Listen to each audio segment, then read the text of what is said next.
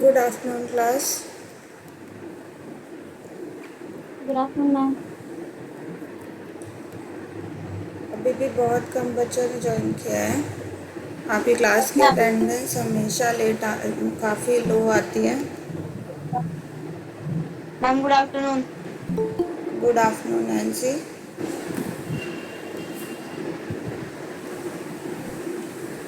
Ma'am कब बच्चे join हो रहे नैन्सी आप थोड़ा शांत रहेंगे।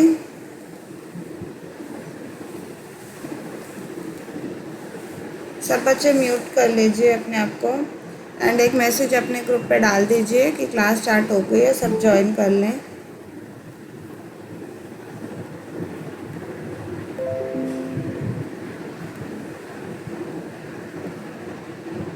आज की क्लास मैं रिकॉर्ड कर रही हूँ,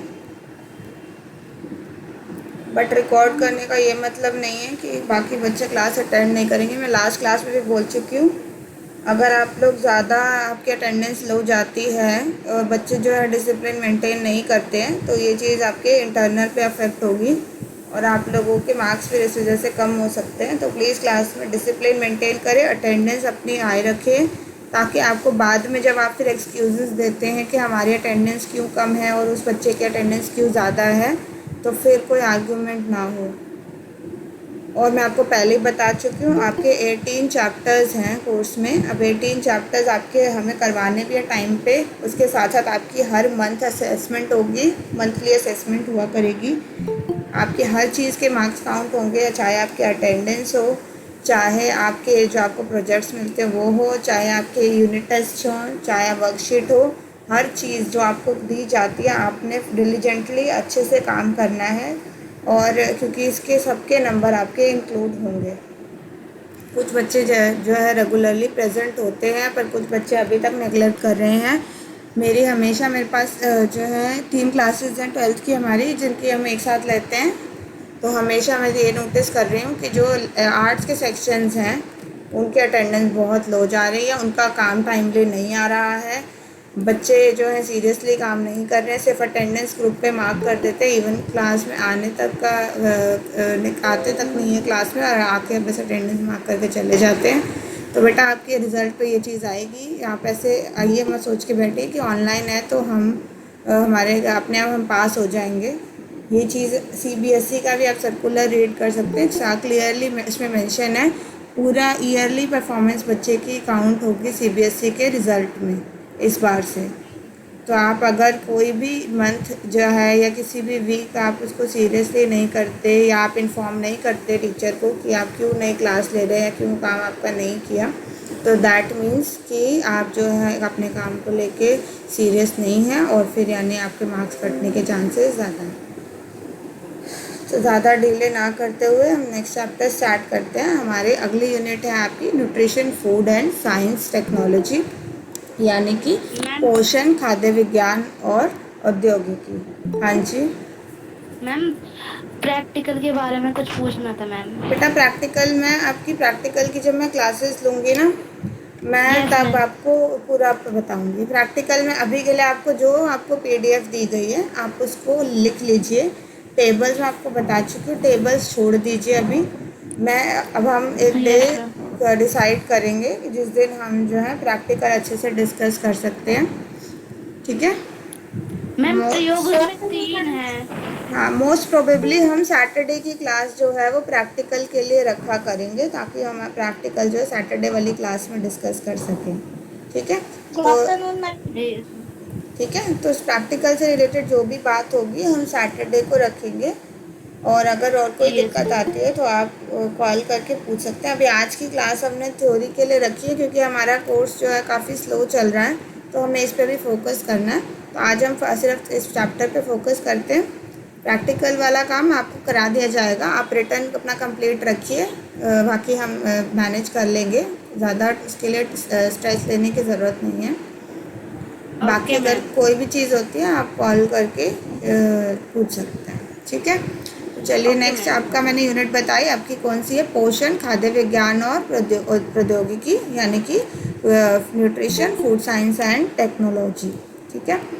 तो इस चैप्टर में इस यूनिट का जो है आपका इस इकाई का पहला पार्ट है, उसका नाम है नैदानिक पोषण और आहारिकी। ठीक है, नैदानिक पोषण और आहारिकी यानी कि जब हम भोजन या पोषण के माध्यम से किसी भी रोग का इलाज करते हैं या उस रोग को काबू में पाने की कोशिश करते हैं तो उसे क्या, उस विज्ञान को क्या कहते हैं? नैदानिक पोषण और आहारिकी। समझ आया? Clinical nutrition and dietetics. इसका मतलब है जब हम बीमार हो जाते हैं, जैसे कि मान लीजिए किसी को बुखार है, किसी को दस्त लगे हैं, किसी को उल्टी आ रही है, या बड़ी बीमारी की अगर हम बात करें, किसी को मधुमेह है, डायबिटीज़ की बीमारी है, किसी को हृदय रोग है, हार्ट डिजीज़ है, तो उस समय पर कैसे वो अपने आहार में, अपने पोषण में काबू लाकर या उस बीमारी के हिसाब से अपने डाइट को, अपने आहार को डिज़ाइन कर कर उस प्रकार का आहार लेकर, यानी जो चीज़ वो बीमारी में खा सकता है वो खाए और जो चीज़ उस बीमारी में उसे मना है वो नहीं खा सकता, जिससे उसकी बीमारी जो है वो और ज़्यादा घातक हो सकती है, और ज़्यादा से उसको प्रॉब्लम हो सकती है, और ज़्यादा कॉम्प्लिकेशंस हो सकती हैं। तो ऐसी चीज़ों को डाइट में, अपने भोजन में ना लेकर जब वो उसका इलाज करता है बीमारी का, तो उसे क्या कहते हैं? नैदानिक पोषण और आहारिकी। समझ आ गया इतना पॉइंट सबको? Yes ma'am. ठीक है, तो कोई अपनी लैंग्वेज में मुझे समझा सकता है कि उसको क्या समझ आया नैदानिक पोषण और आहारिकी से?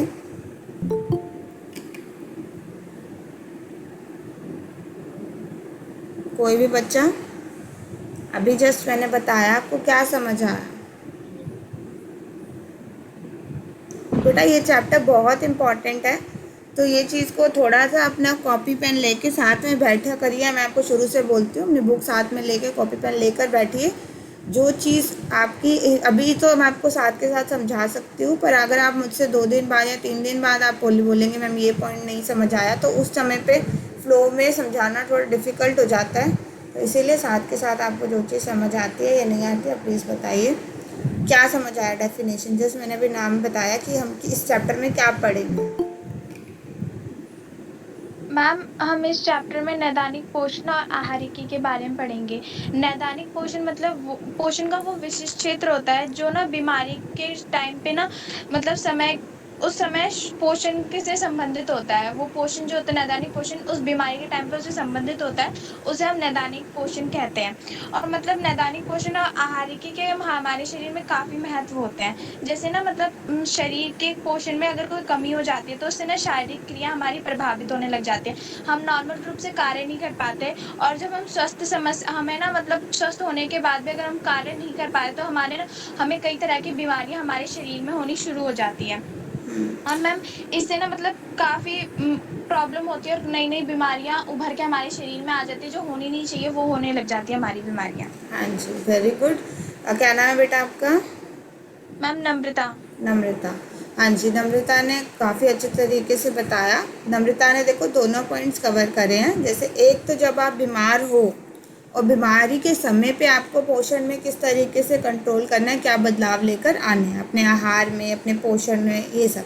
दूसरा, अगर आप स्वस्थ हो और स्वस्थ होने के बाद आप अपने पोषण में कंट्रोल नहीं करते हो, आप अपना सही पोषण नहीं लेते हो, आप संतुलित आहार नहीं लेते हो, तो उस वजह से आपको कई तरह की पोषण में कमी आ जाती है आपके शरीर में, और वो जो कमी है वो किसी गंभीर रोग का फॉर्म जो है किसी गंभीर रोग में परिवर्तित हो सकती है। तो इसीलिए हमें अनैदानिक पोषण और आहारिकी पढ़ना ज़रूरी है। वेरी गुड नम्रता। और कोई बच्चा एग्जाम्पल के साथ समझा सकता है नैदानिक पोषण और आहारिकी क्या होता है?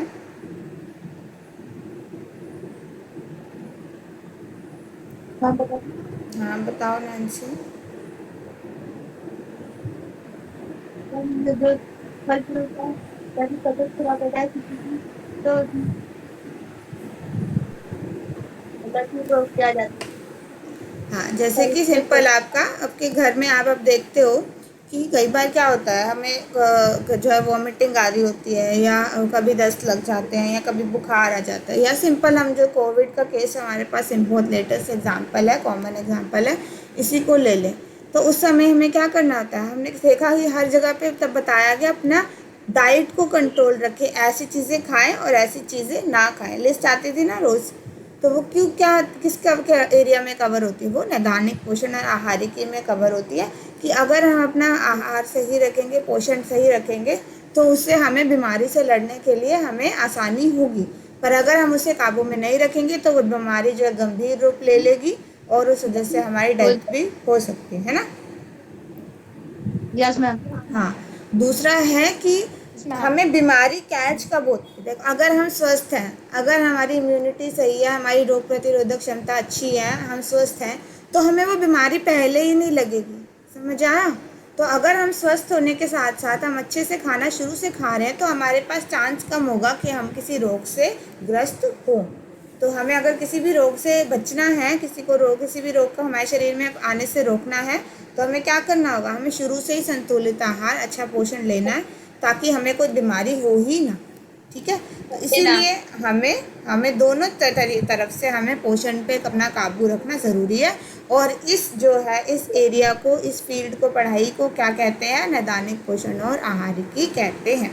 ठीक है, अब इस पार्ट में हम ये चीज़ें पढ़ेंगे। पहले तो उसका प्रस्तावना यानी कि इंट्रोडक्शन, क्या है ये चीज़, नैदानिक पोषण क्या है वो तो आपको बता दिया। फिर हम पोषण की परिभाषा पढ़ेंगे, पोषण क्या होता है, फिर नैदानिक पोषण क्या होता है, इसका क्या महत्व है, इससे रिलेटेड मूलभूत संकल्पनाएं क्या है, आहार चिकित्सा क्या होता है, डाइट थेरेपी बोलते हैं इसको इंग्लिश में। आहार चिकित्सा क्या होता है, कैसे की जाती है आहार चिकित्सा, आहार के कितने प्रकार होते हैं, कैसे आहार को संशोधित किया जाता है, संशोधित करने के 2 तरीके इसमें दिए गए, तरलता में परिवर्तन, भोजन देने के तरीके में परिवर्तन किया जा सकता है। फिर हम इसमें पढ़ेंगे चिरकालिक रोगों की रोकथाम। चिरकालिक रोग क्या होते हैं? चिरकालिक रोग या क्रोनिक डिजीजेस वह रोग होते हैं जिससे जो कि हमारे शरीर में काफ़ी लंबे समय तक रहते हैं और उन रोगों के साथ भी हम जी सकते हैं। अब इसके कुछ चिरकालिक रोगों के कुछ उदाहरण जैसे आपको बताया, मधुमेह है, हृदय रोग है, जो है उच्च रक्तचाप है, ये सब क्या, ये चिरकालिक रोग है। इसमें क्या होता है, एक इंसान को, जैसे किसी को सुना होगा ना, शुगर है किसी को, शुगर के बीमार, जो शुगर से ग्रस्त जो पेशेंट होते हैं, जो मरीज़ होते हैं, उनको शुगर की बीमारी काफ़ी लंबे समय तक भी रहती है। पर अगर उस रोग को वो काबू में कर लेते हैं, अपने आहार को सही रखते हैं, तो उन्हें ज़्यादा तकलीफ़ का सामना नहीं करना पड़ता और वो काफ़ी लंबे समय तक जीत जाते हैं। परंतु कई बार क्या होता है कि कई बार हम इन रोगों को कंट्रोल नहीं करते, हम अपना खाने पीने पे हम काबू नहीं करते, तो उस समस्या वो जो है वो कई गंभीर समस्या पर बदल जाती है और कई बार लोगों की मृत्यु भी हो जाती है। तो ऐसे चिरकालिक रोगों को हम कैसे बच सकते हैं और कैसे अगर हमें हो जाए तो हम उसे अपने शरीर पर काबू पा सकते हैं। ठीक है, फिर इसके बाद हम पढ़ेंगे जीविका की तैयारी। जीविका की तैयारी यानी कि हम अगर नैदानिक पोषण पढ़ रहे हैं तो हमें क्या क्या पढ़ाई करने की ज़रूरत है कि हम इससे रिलेटेड नौकरी कर सकें। ठीक है, तो क्या पढ़ाई करनी है, जैसे कि मान लीजिए अगर हमें कोई हमें 12वीं तक पढ़ेंगे तो हम क्या बन सकते हैं, हमने ग्रेजुएशन करी, स्नातक कोर्स करा तो क्या बन सकते हैं, अगर हमने पोस्ट ग्रेजुएशन स्नातकोत्तर कोर्स करा तो हम क्या बन सकते हैं, हमने 1 साल का सर्टिफिकेट कोर्स करा तो हम क्या कर सकते हैं, अगर हमने 2 साल का डिप्लोमा कोर्स करा तो क्या बन सकता है। तो ये सब जो है पढ़ाई आगे हमें क्या करें और उससे हमारे पास क्या नौकरी के विकल्प रह जाएंगे वो हम पढ़ें। तो यानी कि स्कोप का मतलब ये पढ़ाई करने के बाद हम क्या बन सकते हैं वो आएगा। समझ आ गया ये हम चैप्टर में क्या क्या करेंगे? Yes ma'am. अब हम इंट्रोडक्शन पे आ जाते हैं। पोषण क्या है, कोई बता सकता है पोषण होता क्या है? मैम जो भी जैसे हम जो भी खाना खाते हैं, डाइट लेते हैं, तो मैम उससे हमें क्या क्या मतलब न्यूट्रिएंट्स मिलते हैं, उसको कहते हैं। हाँ, तो पोषण आप देखोगे, पोषण क्या है, जब हम खाना लेते हैं, जैसे ये शुरू में खाद्य विज्ञान, अब बेशक से हमने लिया भी ना, हमारे शरीर के अंदर भोजन गया भी नहीं, पर उस भोजन में क्या क्या पोषक तत्व उपलब्ध हैं, उससे क्या मिलेगा, क्या गैर पोषक तत्व हैं और क्या पोषक तत्व उसके अंदर हैं, है ना, वो सब। जैसे कि अगर मान लीजिए कोई सब्जी है, सब्जी में कोई कलर डला हुआ है, वो भी पोषण का ही में ही काउंट होगा, क्योंकि पोषण विज्ञान का भाग है, वो साइंस है। ठीक है, विज्ञान है, वो खाद्य विज्ञान है। जो चीज़ अच्छी है उस खाद्य पदार्थ में, और जो चीज़ खतरनाक है, जो चीज़ हमें बीमारी कर सकती है, वो चीज़ के बारे में पढ़ाई भी हमारी पोषण विज्ञान में ही आती है। ठीक है, दूसरा है पोषकों का विज्ञान। पोषक तो वो तत्व हैं जो हमारे शरीर के लिए आवश्यक हैं। तो हमारे शरीर के लिए आवश्यक और अनावश्यक तत्व जो भी खाद्य पदार्थ में होंगे वो आएगा खाद्य विज्ञान में। जो हमारे उसमें जो हमारे शरीर के लिए आवश्यक पोषक तत्व हैं उनके क्या काम है, कौन कौन से होते हैं, उनके नाम, कहाँ कहाँ मिलते हैं, कितने कितनी मात्रा में कौन से पदार्थ में प्राप्त होते हैं, वो सब हमारा किसमें आता है, पोषकों का विज्ञान। तो एक होता है खाद्य विज्ञान और एक होता है पोषकों का विज्ञान। फिर अन्य पदार्थों का विज्ञान मैं आपको बता चुकी हूँ। अन्य पदार्थ जैसे कि कुछ हमारे गैर पोषक, कुछ हमारे लिए खतरनाक होते हैं, टॉक्सिक होते हैं।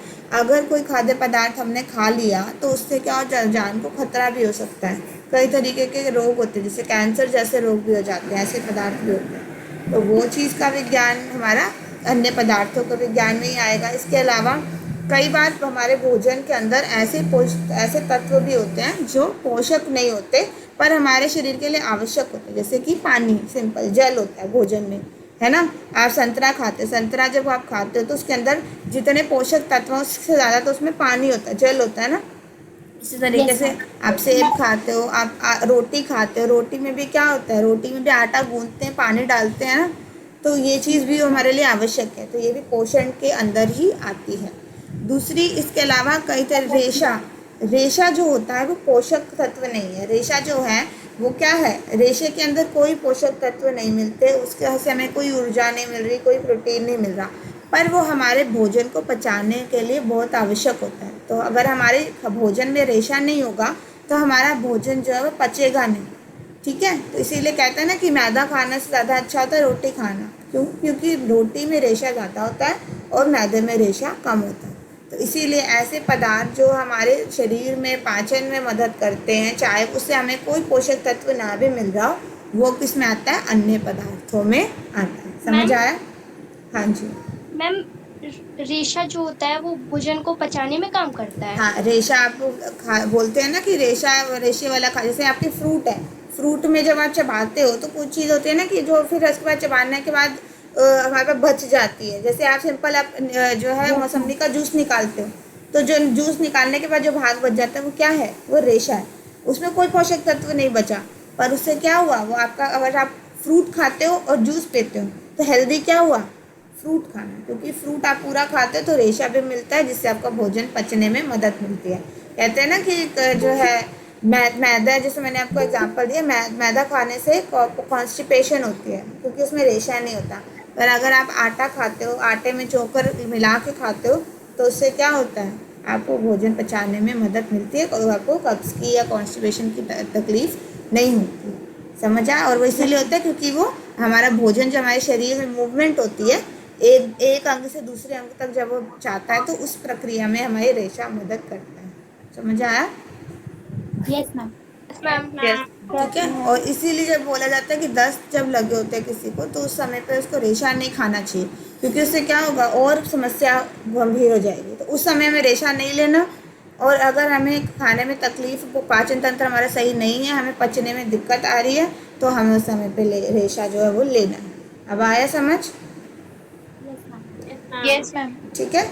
अगला है शरीर द्वारा भोजन की पाचन। तो हमने अभी बात कर ही ली है, पाचन की भी जो विज्ञान होता है वो भी पोषण के विज्ञान में ही काउंट होता है। कहाँ से कौन से अंग में कौन सा तत्व किसका पाचन होगा। जैसे पेट में सब तत्वों का पाचन नहीं होता, कुछ का लिवर में होता है, कुछ का आंतों में होता है, कुछ का गले में ही हो जाता है, ठीक है। तो ये हमारा जो भी पाचन तंत्र है उसमें जोन से भाग होते हैं, वहाँ पे कौन से पोषक तत्व का पाचन होगा वो पता होना ज़रूरी है, ठीक है। फिर आ जाता है पोषकों का अवशोषण। अवशोषण यानी कि एब्जॉर्ब। पाचन का मतलब होता है बड़ी इकाई का छोटी इकाई में टूटना। समझ आया? जैसे कि आप आहार लेते हो, आपके आहार में प्रोटीन है, तो प्रोटीन बड़ी इकाई है, पर उसकी छोटी इकाई क्या है, अमीनो अम्ल। हमने पढ़े थे ना अमीनो अम्ल पिछले साल। तो छोटी इकाई प्रोटीन की क्या है, अमीनो अम्ल। तो पाचन का मतलब हुआ कि प्रोटीन जब अमीनो अम्ल में टूटता है। इसी तरीके से अब जब वो अमीनो अम्ल में पाचन हो गया, अमीनो अम्ल में टूट गया, पर वो खून में अवशोषित होगा अब अमीनो अम्ल, और उसको यूज़ किया जाएगा, ठीक है, वो किसी काम आएगा। तो उसको हम क्या कहते हैं, अवशोषण कहते हैं। तो बड़ी इकाई का छोटी इकाई में टूटना मतलब पाचन, और उस छोटी इकाई का शरीर के या खून में या जोन से हमारे शरीर के भाग को ज़रूरत है वहाँ तक पहुँचना क्या कहलाएगा? अवशोषण। समझ आया? Yes ma'am. Yes ma'am. फिर आता है पोषकों का उपयोग। उपयोग का मतलब आपको बताया था, जैसे अमीनो अम्ल क्या बनाते हैं? तंतु बनाते हैं हमारे। मैम हाँ मैम शरीर तक जो खाना ये सब जाता है उसे हम पोषण कहते हैं। तो बेटा, शरीर तक जो हमारा जाता है खाना, जैसे शरीर के अंदर आपका ये जो पाचन तंत्र है, जब तक यहाँ तक घूम रहा है भोजन, वो क्या कहलाएगा? पाचन। इस अंग तक यहाँ तक आते आते क्या होता है? बड़ी इकाई छोटी इकाई में टूटती है और जो हमारे शरीर में अवशोषित नहीं होती वो सब क्या होता है? बाहर वेस्ट की फॉर्म में निकल जाती है। ठीक है, तो ये हमारा होता है पाचन। अवशोषण, अब हर भाग में क्या हुआ? जो जो छोटी इकाई में टूटता गया वो उस भाग में से निकलकर खून में जाकर अवशोषित होता गया। ठीक है, समझ आया? Yes yes ma'am. तो यहाँ जैसे जो पेट में जो पाचन जिसका हो गया वो पेट में ही अवशोषित होकर खून में चला जाएगा, जो आंतों में पाचन हुआ वो आंतों से अवशोषित होकर खून में चला जाएगा। तो ऐसे पाचन अवशोषण होता है। अब खून जो है, खून में हमें पता है खून से सारे हमारी बॉडी में ट्रांसपोर्ट होते हैं पोषक तत्व, है ना? तो हमारी पूरी बॉडी में जौन सा पोषक तत्व को दिमाग की ज़रूरत है वो ब्रेन में जाके यूज़ होगा, तो वो हमारे दिमाग में उपयोग में लेके आएगा। जिनका मांसपेशियों में उपयोग होना है वो मांसपेशियों में जाएगा, उपयोग होगा। तो वो खून का काम होता है, ब्लड का काम होता है कि सारे पोषक तत्वों को शरीर के सभी अंगों में जहाँ पे उपयोग होना है वहाँ पे पहुँचाना। अब समझ आया? Yes ma'am. ठीक है, क्लियर है सबको? Yes ma'am. ठीक है। हाँ, तो ये जो सारी चीज़ें जब मिल जाती है ना तो इसको हम क्या कहते हैं? इसको हम पोषण कहते हैं। तो पोषण का सिर्फ मतलब यही नहीं होता कि भोजन के अंदर कौन सा पोषक तत्व उपलब्ध है। पोषण का मतलब सब कुछ होता है, बेशक से वो खाने की योग्य चीज़ हो या ना हो, उसके अंदर क्या क्या तत्व हैं, उस खाने के तत्वों में से कौन से पोषक तत्व हैं और कौन से अन्य पदार्थ हैं और उनका क्या उपयोग है या क्या कैसे वो खतरनाक है और कैसे कितनी मात्रा में लेना चाहिए, कितनी मात्रा में नहीं लेना चाहिए, कौन सी अवस्था में लेना चाहिए और कौन सी अवस्था में नहीं लेना चाहिए, पाचन कैसे होता है हर पोषक तत्व का हमारे शरीर में या गैर पोषक तत्वों के साथ क्या होता है पाचन तंत्र में, वो सब का विज्ञान। फिर अवशोषण कैसे होता है, कौन से भाग में होता है और अल्टीमेटली कौन से शरीर के अंग को कैसे उसका उपयोग करना होता है, इन सब का विज्ञान क्या कहलाता है? पोषण विज्ञान कहलाता। समझ आ गया? अगला आपका टॉपिक है पोषण को प्रभावित करने वाले कारक। पोषण को प्रभावित करने वाले कारक क्या है? अब हमारा पोषण का मतलब जब हम नाम लेते हैं तो यानी कि हमारे शरीर के पोषण को प्रभावित करने वाले कारक, यानी हमारा शरीर जो है वो हेल्दी होगा या नहीं होगा कौन निर्धारित करेगा? तो वो कारक कौन कौन से हैं? तो पहला है कि यानी कि हम संतुलित आहार लेते हैं या हम संतुलित आहार नहीं लेते। अगर हम संतुलन मतलब क्या है? जो जितना हम खा रहे हैं उतना हम उपयोग कर रहे हैं, तो हम यानी कि हमने संतुलन बना लिया। पर हम जितना खा रहे हैं और उतना उपयोग नहीं कर रहे, उससे कम उपयोग कर रहे हैं, तो असंतुलन हो जाएगा। असंतुलन यानी कि जो बचा हुआ भाग है वो क्या होगा? हमारे शरीर में जमा होता रहेगा। अब से सिंपल है, आप क्या कर रहे हो? आप गंदगी अगर आप अपने घर में भी फैलाते हो, कुछ चीज़ें लेके आते हो, अगले दिन सफाई नहीं करते तो वो गंदगी जमा रह जाती है ना।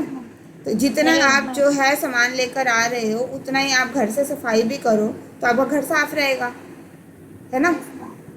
और या तो उसको यूज़ करो, अगर आप यूज़ नहीं कर रहे हो, उसको निकाल नहीं रहे हो, तो वो चीज़ें जमा होती रहेगी और हमारे शरीर को भी क्या होगा? उससे नुकसान होगा। दूसरी चीज़ क्या है? अगर हम जितना ले रहे हैं, नहीं आ रही बेटा नेटवर्क चेक करो आपके आसपास, ठीक है। हाँ, दूसरा हमारा क्या है? हम जितना ले रहे हैं उससे ज़्यादा हम यूज़ कर रहे हैं, तो उससे क्या होगा? हमारे शरीर में पोषक तत्वों की कमी हो जाएगी और हम कुपोषित हो जाएंगे। समझ आया? तो इसी तरीके से हमें बैलेंस बनाना ज़रूरी है, जितना लें उतना ही उसको यूज़ करें, ना उससे ज़्यादा यूज़ करें ना उससे कम यूज़ करें। बेटा आप अपने थोड़ा सा मूव हो जाओ, जहाँ पे नेटवर्क सही आ रहा है वहाँ जाके देखो एक बार, क्योंकि बाकी बच्चों को आ रही है। और अदरवाइज़ आप थोड़ा, मैं रिकॉर्ड कर रही हूँ, आप रिकॉर्डिंग में भी चेक कर सकते हो, ठीक है। तो इस तरीके से हमें पोषण का बैलेंस बनाना ज़रूरी है अगर हमें अपना पोषण स्तर जो है वो सही रखना है। अब क्या चीज़ें होती हैं जिस वजह से हमारा पोषण संतुलित रहता है या असंतुलित रहता है, ठीक है। तो असंतुलन मतलब कि या तो कुपोषण होगा या तो पोषण कम होगा या अति पोषण होगा, पोषण ज़्यादा हो जाएगा ज़रूरत से। समझ आया? असंतुलन का संतुलन मतलब हम हेल्दी हैं, हम क्या हैं, हम स्वस्थ हैं, हमारा शरीर बिल्कुल जितनी आवश्यकता है उतना ही प्रयोग कर रहा है पोषक तत्वों का। पर क्या होता है असंतुलन मतलब कई बार हम ज़्यादा खा लेते हैं और हम यूज़ नहीं करते, तो हम क्या हो जाते हैं, अति पोषण हो जाता है, एक्स्ट्रा बच जाता है। पर कई बार क्या होता है हम जितना खाते हैं हम उससे ज़्यादा यूज़ कर लेते हैं, तो क्या होता है, कुपोषण हो जाता है, यानी कि पोषण की कमी हो जाती है शरीर में। तो हमें बैलेंस बनाना ज़रूरी है। अब क्या क्या कारक होते हैं जो प्रभावित करते हैं कि हमारा पोषण स्तर कैसा होगा। तो पहला होता है सामाजिक कार्य। सामाजिक जो है सामाजिक जो तत्व हैं, सामाजिक कारक मतलब कि हम समाज किस तरीके से सामाजिक तौर पे बिहेव करते हैं। जब हम लोगों के साथ खाना खाते हैं तो कैसे खाते हैं, यानी कि हम दिन में कितनी बार खाना खाते हैं। हम दिन में 5 बार खाते हैं, दिन में 6 बार खाते हैं, सिर्फ दिन में 2 बार या 3 बार खाते हैं। उस हिसाब से हमारा पोषण जो है निर्धारित होगा। दूसरा है हम सबके साथ मिलकर खाते हैं या अकेले खाते हैं। हम जो है हम जो घर का बना खाना खाते हैं या बाहर से मंगवा कर खाते हैं। हम घर पे खाते हैं या बाहर जाकर खाते हैं। हम हेल्दी खाना खाते हैं या हम जंक फूड खाते हैं, ठीक है। तो अब हम ये सब जो है ये सामाजिक कारक में आएंगे। तो हमारी आहारीय आदत कैसी है, हम समय पर खाना खाते हैं या अलग अलग समय पर, किसी दिन हमने इस समय खा लिया, किसी दिन हमने ऐसे खा लिया। तो ये सब क्या कहलाता है, आहारीय आदतें कहलाता है। समझ आया? Yes ma'am. दूसरा होता है मानसिक कारक। मानसिक कारक हमने लास्ट ईयर आपको याद होगा हमने पढ़ा था, anorexia, bulimia, stress, yes ma'am. ये सब पढ़ा था ना। यस मैम, जिसमें बहुत मतलब बहुत ज़्यादा खाना खा लेते हैं। हाँ, तो साइकोलॉजिकल में या मानसिक कारक में ये आता है, जिसमें क्या होता है मानसिक तरीके से हमारे बॉडी में क्या होता है, या तो हम बहुत अधिक खाते हैं या बहुत कम खाते हैं, या खाने के बाद क्या होता है भोजन निकाल देते हैं। तो ये जब हमारे मानसिक वजह से या कई बार क्या होता है हमें बहुत ज़्यादा स्ट्रेस होता है, बहुत ज़्यादा काम का प्रेशर होता है, तो या तो हम बिल्कुल खाना नहीं खाते या हम बहुत ज़्यादा खा लेते हैं, ठीक है। तो ये सब क्या होता है मानसिक कारक में आएगा। तीसरा जो हमारा पौष्टिक स्तर को निर्धारित करने का कारक है वो है आपका आर्थिक कारक। आर्थिक मतलब कि आपके पास कितने पैसे हैं। अब जैसे कि आप देखोगे महंगाई बढ़ती है तो हमारे पास जो क्या होता है खाना महंगा हो जाता है ना। पौष्टिक खाना जो होता है उसका वो हमें खरीदना महंगा पड़ता है। तो वो इंसान जो कि पौष्टिक आहार के ऊपर ज़्यादा खर्च कर सकता है वो तो खरीद लेता है पौष्टिक आहार, पर जो नहीं खर्च सकता वो क्या करता है, वो फिर क्या जंक फूड पर निर्भर रह जाता है, या जो है ऐसी क्वालिटी का खाना जिसमें ख़राब इंग्रेडिएंट हो वो सब पे निर्भर रह जाता है। तो इसीलिए जो है या वो क्या करता है जितना उसके शरीर को पोषण की आवश्यकता है उतना वो नहीं खा पाता। तो आर्थिक कारक भी हमारे पोषण स्तर को प्रभावित करते हैं। तो कुपोषण की जो समस्या थी वो आर्थिक कारकों की वजह से होते, क्योंकि उस इंसान के पास इतने पैसे नहीं होते कि वो अपने शरीर की जितनी आवश्यकता है उसकी पूर्ति कर पाए, ठीक है। तो इसीलिए वो क्यों होता है, क्योंकि भोजन का दाम जो है, भोजन का प्राइस जो है, या अच्छी क्वालिटी का अच्छी गुणवत्ता वाले भोजन का दाम जो है वो उसके बजट के बाहर होता है, वो खरीद नहीं पाता, ठीक है। या तो क्वांटिटी वाइज, क्वांटिटी यानी कि मात्रा उतनी नहीं खरीद पाता, या क्वालिटी वाइज या गुणवत्ता उतनी अच्छी नहीं ले पाता जितना जिसके पास अधिक पैसे होते हैं उस वो ले पाता है। समझ आया? Yes ma'am. तो ये 3 कारक होते हैं जो कि हमारे पौष्टिक स्तर को निर्धारित करते हैं या हमारे शरीर के पोषण को प्रभावित करते हैं। समझ आ गया? Yes ma'am.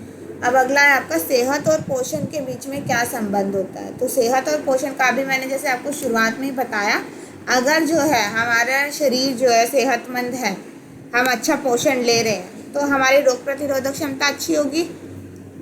रोग प्रतिरोधक क्षमता अच्छी होगी तो हमें रोग लगेगा ही नहीं, हमें पहले ही हमें बीमारियों से बचाव रहेगा, ठीक है।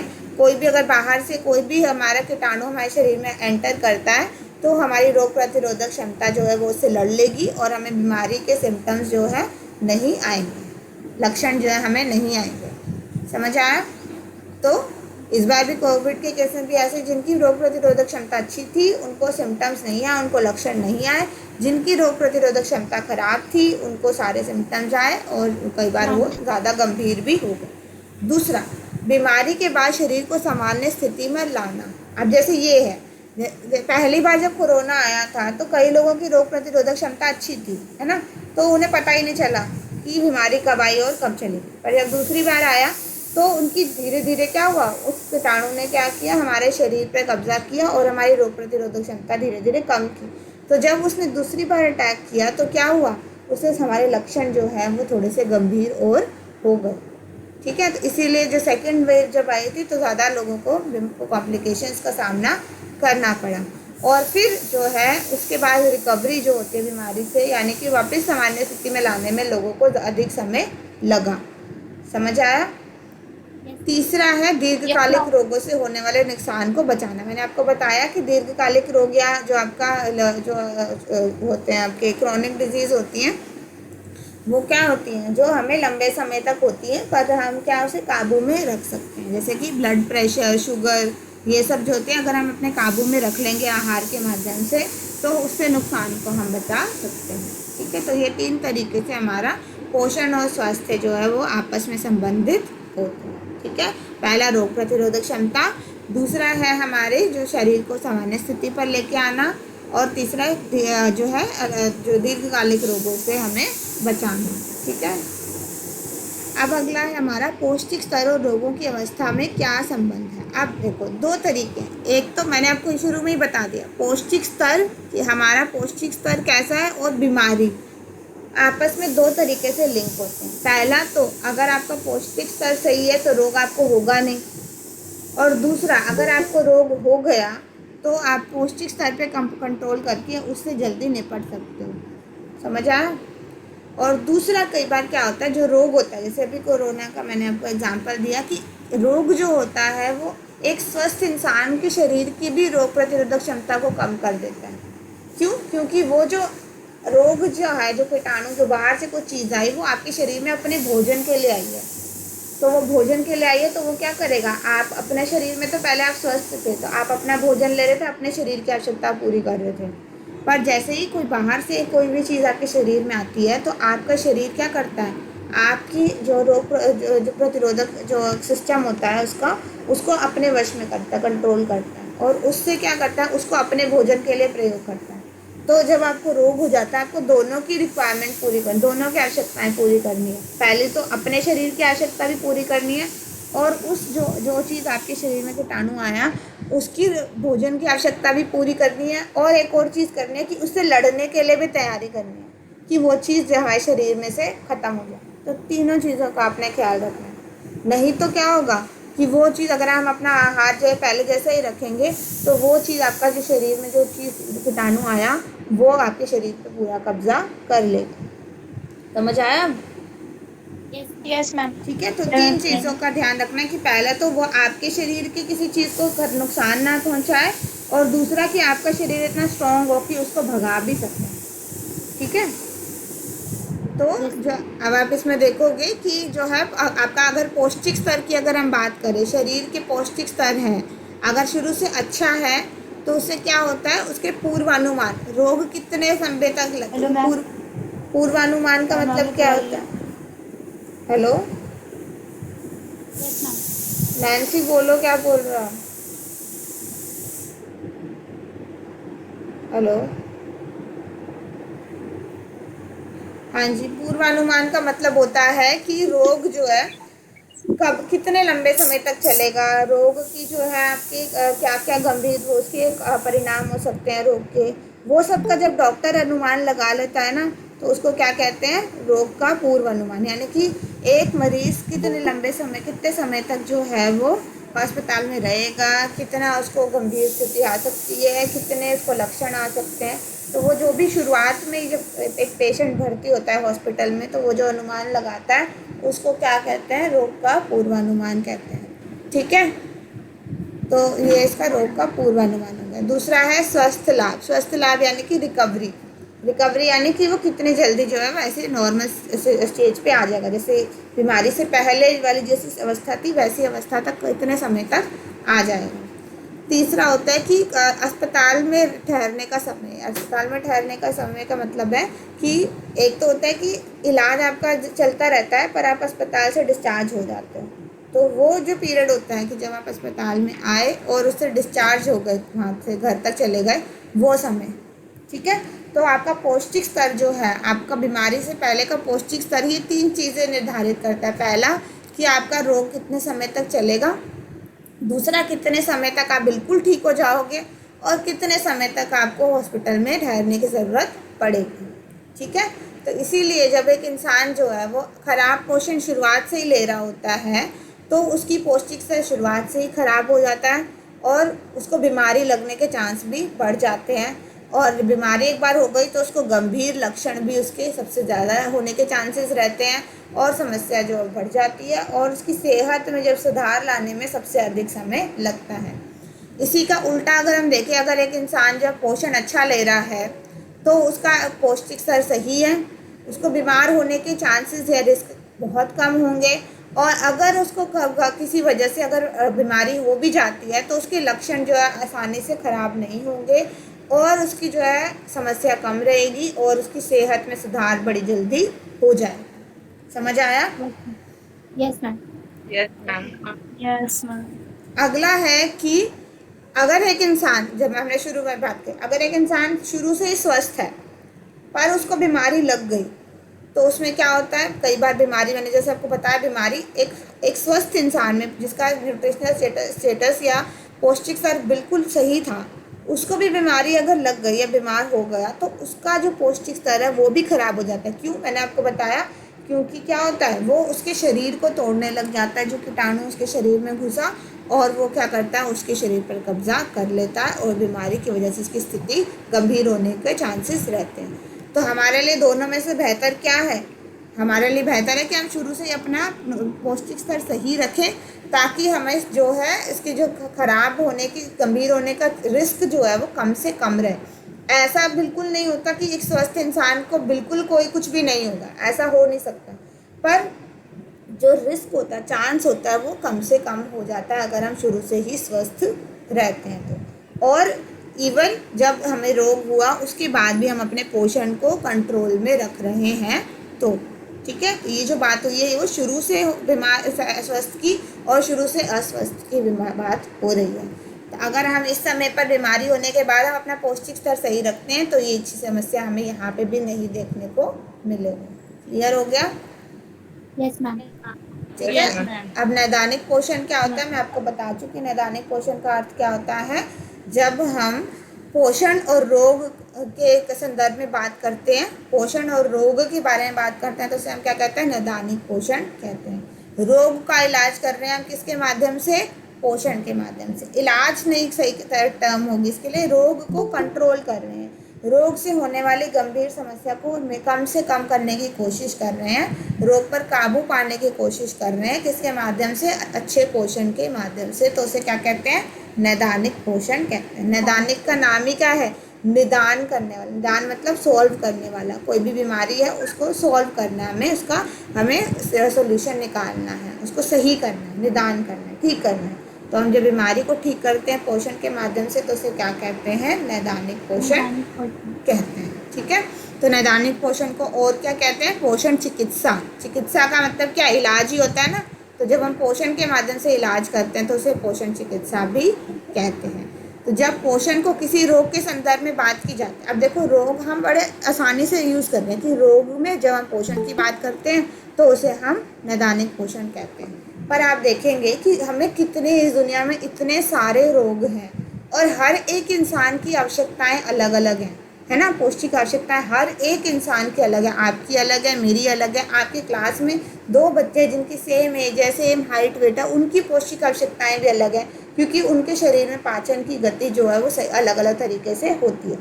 तो आप वो देखेंगे, इतना ये कॉम्प्लिकेटेड काम है, इतना गंभीर काम है कि आपको हर एक इंसान की आवश्यकता के अनुसार, उसके रोग के अनुसार उसकी चिकित्सा आपने करनी है, ठीक है। तो इसीलिए कि कोई ऐसे फिक्स इसमें नहीं होता फॉर्मूला कि ये रोग हो गया तो उसको ये दे दिया इतनी मात्रा में और ठीक हो जाएगा, वो नहीं।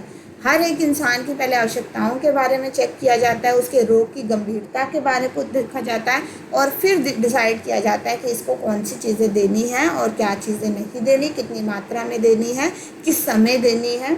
इन सब चीज़ों का पोषण में, अनैदानिक पोषण में ध्यान रखा जाता है। ठीक है, समझ आया? तो Yes, ये ma'am. इतना आसान नहीं, हम तो बहुत आसान तरीके से बोल देते हैं कि हाँ, जब हम रोग और पोषण को दोनों को मिला के बात करते हैं तो वो निदानिक पोषण कहलाता है। नहीं, इतना आसानी से हम नहीं बोल सकते। इसका मतलब ये है कि आपको हर रोग को ध्यान से ध्यान रखना है, हर रोग की गंभीरता का ध्यान रखना है और उस बीमार व्यक्ति और उस मरीज़ की पौष्टिक आवश्यकताओं को भी ध्यान रखना है। तो इसमें बीमारी की स्थिति के कारण मरीज़ की पौष्टिक आवश्यकताओं में आए बदलावों का ध्यान रखा जाता है। जैसे हम किसी मशीन की बात करते हैं तो हम मशीन तो सब एक तरीके से चलती हैं, पर हर इंसान एक तरीके से नहीं चलता, उसका शरीर अलग बनावट है, अलग तरीके का है। तो इसीलिए हम जब इंसानों के संदर्भ में बात करते हैं तो हर किसी को एक ही सोल्यूशन हम नहीं दे सकते। तो आहार विज्ञान या नैदानिक पोषण चिकित्सक और उस व्यक्ति जो ये काम करता है, जो बीमारी का इलाज करता है आहार के माध्यम से, जो नैदानिक पोषण के माध्यम से जो व्यक्ति का इलाज करता है, उसको क्या कहते हैं? आहार विशेषज्ञ कहते हैं या नैदानिक पोषण चिकित्सक कहते हैं। 1 नंबर का क्वेश्चन आ सकता है कि उस व्यक्ति को क्या कहते हैं? तो आहार विशेषज्ञ या नैदानिक पोषण चिकित्सक कहते हैं। तो वह मरीज़ की बीमारी के अनुसार सही आहारीय योजना बताता है। तो जो आंसर जो बताता है ना कि इसको क्या देना है, क्या नहीं देना, आहार योजना बताता है। तो आहार योजना बनाने वाले व्यक्ति को क्या कहते हैं? नैदानिक पोषण चिकित्सक कहते हैं। समझ आ गया इतना? Yes ma'am. ठीक है, तो नैदानिक पोषण का आप क्या महत्व है आप बता सकते हो? 3 महत्व है हमारे। पहला तो बीमारी से बचाव, यानी बीमारी पहले तो होने से ही रोक देता है अगर हम नैदानिक पोषण के बारे में जानते हैं तो। दूसरा, बीमारी से इलाज या हो जाए तो उसको ठीक करने में मदद करता है। और तीसरा, जो हमारे रोग से होने वाले नुकसान है, दुष्प्रभाव है, उसको कम से कम करता है। कौन से केस में? दीर्घकालिक रोगों में भी। ठीक है, तो उसमें क्या है? डॉक्टर का काम है बीमारी ठीक करना, पर बीमारी से होने वाले दुष्प्रभावों को रोकने का काम किसका है? किसका है? मैम आहार विशेषज्ञ का या आहार चिकित्सक का। ठीक है, तो उसका काम है। तो नैदानिक पोषण का महत्व क्या है? पहले तो रोगों से बचाव, फिर दूसरा बीमारी को ठीक करने में मदद करना, तीसरा जो रोग हो गया तो उससे दुष्प्रभावों को रोकना, और चौथा जो है वो समाज के सभी लोगों के पोषक स्तर को सुधारना। सिर्फ एक मरीज तक सीमित नहीं है, समाज में सभी लोगों का पौष्टिक स्तर सही रहे, इसका ध्यान भी किसको रखना पड़ता है? आहार विशेषज्ञों को। और 5वां है शोध, अनुसंधान और विकास करना। और क्योंकि हमारे जितने भी रोग होते हैं वो बदलते रहते हैं, वो एक जैसे नहीं रहते।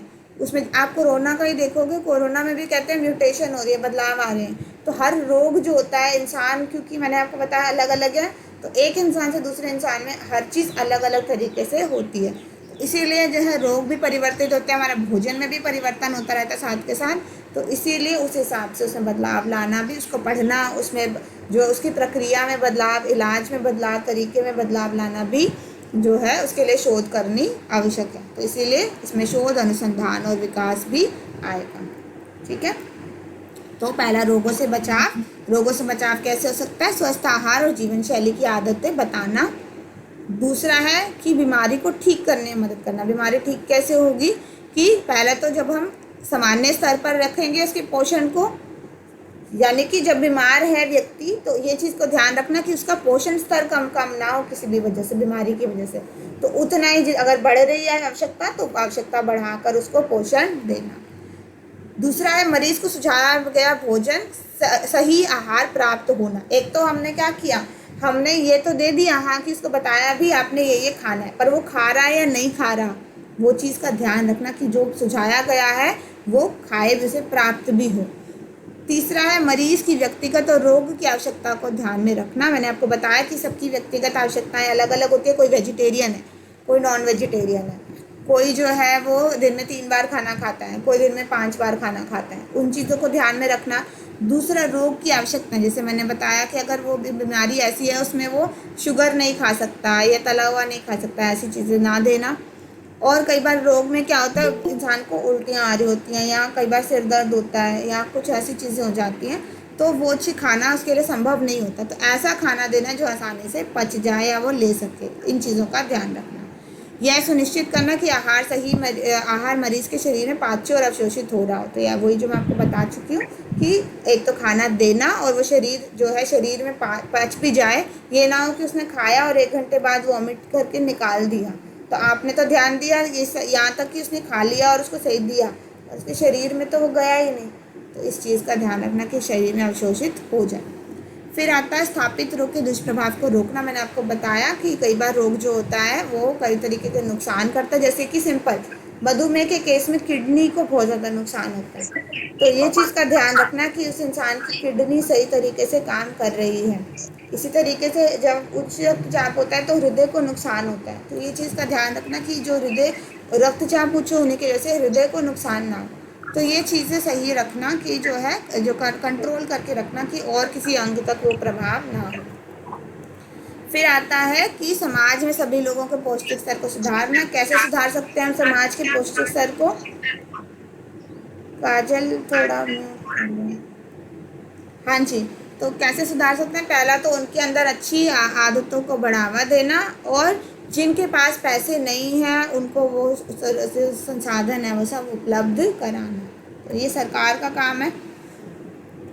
आखिरी है आपका शोध अनुसंधान और विकास। तो शोध अनुसंधान और विकास का मतलब मैंने आपको बताया कि पहले तो पोषण में देखभाल करने के नए नए तरीके निकालना। जैसे कि अगर कोई चीज़ बहुत हम बोलते हैं कि आप ऐसे खाओ, जो भी आपको डाइट दी जाती है वो काफ़ी क्या होती है, जो हॉस्पिटल में कोई मरीज़ होता है टेस्टलेस होती है, बेस्वाद होती है, तो वो ज़्यादा इंसान खा नहीं पाता। तो अलग अलग तरीके से अलग अलग पढ़ाई करके अलग अलग तरीके निकालना कि जो है वो इंसान की देखभाल करना आसान हो जाए। फिर उसके बाद अब बीमारी और भोजन के बीच संबंध को अच्छे से समझने से इलाज और रोकथाम में मदद मिलेगी। जैसे मैंने आपको बताया बीमारी बदलती रहती है, तो उसका जो भी बदलाव हो रहे हैं उस हिसाब से उस बदलाव को करना, उसको समझना, और फिर आहार में भी उसी तरीके से बदलाव करना। फिर उसके बाद है नए सप्लीमेंट्स की खोज और इलाज में मदद करना। कई बार क्या होता है, कई सप्लीमेंट्स देने पड़ते। सप्लीमेंट्स का मतलब होता है कि आप क्या दे रहे हो, आर्टिफिशियल तरीके से पाउडर की फॉर्म में पोषक तत्व दे रहे हो, क्योंकि वो इंसान भोजन के माध्यम से नहीं खा सकता। ठीक है, तो वो पोषक तत्व बनाना ऐसी फॉर्म में कि वो खा सके, पचा सके, तो वो उसको भी नए नए तरीके से डेवलप करना, उसको भी बनाना, नए नए खोज करना। और मूल्यांकन के अच्छे तरीके। मूल्यांकन के नए तरीके का मतलब है कि हम जब भी किसी का पोषक स्तर निकालते हैं तो कैसे निकालते हैं, उसकी हाइट ले ली, उसका भार ले लिया, हम वज़न तोल कर या उसका नाप पाप लेकर हम पता कर सकते हैं। और दूसरा हम खून के सैंपल ले लेते हैं कि पता चलता है कि ये पोषक तत्व है, ये पोषक तत्व नहीं है। ठीक है, तो ये पेनफुल मेथड होती है ना। तो हम ऐसी कोई मेथड जिसमें ज़्यादा दर्द ना हो, पेन ना हो, और वो फटाफट हमें रिज़ल्ट भी मिल जाए, लंबे समय हमें वेट ना करना पड़े। तो ऐसी नए नए तरीके खोजना ताकि जो है फटाफट जो है इंसान का इलाज की प्रक्रिया शुरू की जा सके। तो इन तरीके से हम जो है नैदानिक पोषण को और अच्छे तरीके से इम्प्रूव कर सकते हैं इस फील्ड को, और ये इसका महत्व है। ठीक है, आज के लिए हम इतना ही करेंगे। कोई किसी को चीज़ समझ ना आई हो तो बता दीजिए।